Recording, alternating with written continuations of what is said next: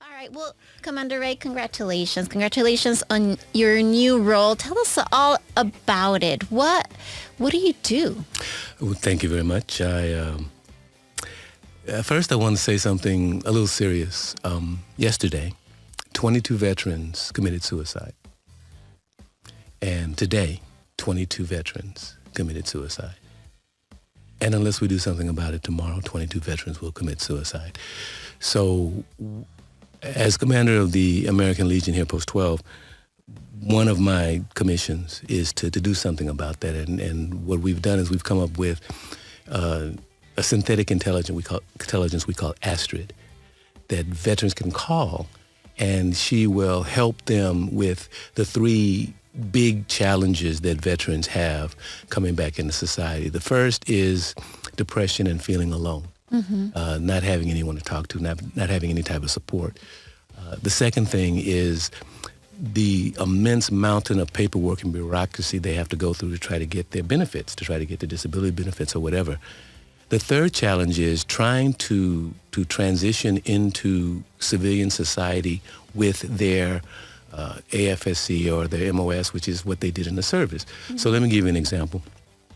Say we have a whole new generation of veterans now that are coming from Afghanistan and Iraq, and these are younger people, well-educated, a lot of women, a variety of different types of people.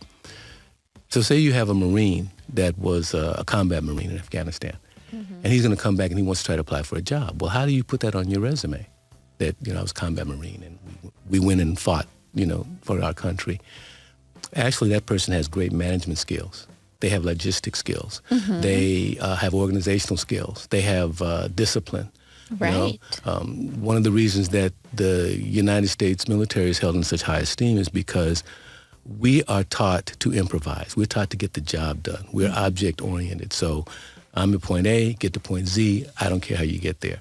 So in a combat situation, when the American military, so U.S. military, is in a situation, if we lose a commander, then whoever's second in command has a plan, and whoever's under that has a plan, whoever's under that has a plan.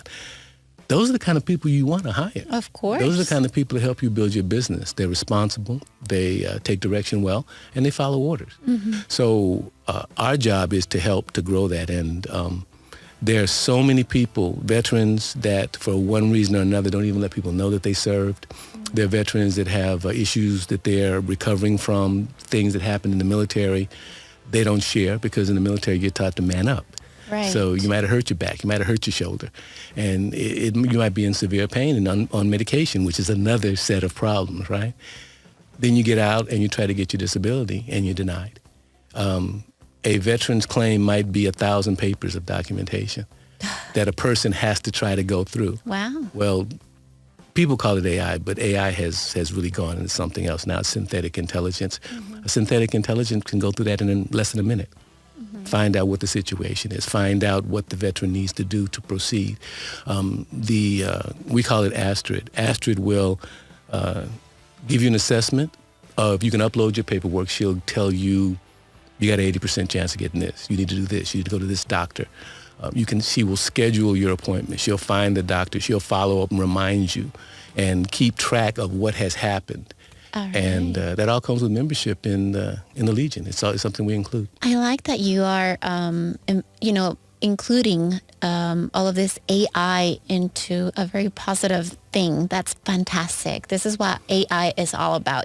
Some people are against it, but if you find a way to work for you, of it to work for you, then that's great. It's also wonderful that you're doing this here in Mexico. Now, let me ask you, have you seen a rise of veterans here and, living in Mexico, being expats?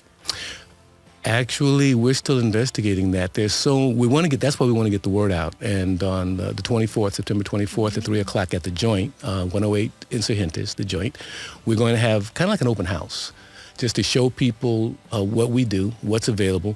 And everyone knows a veteran. So we're inviting veterans, their families, your friends, to get the word out. And that's the real challenge, is that there are veterans who come here just visiting.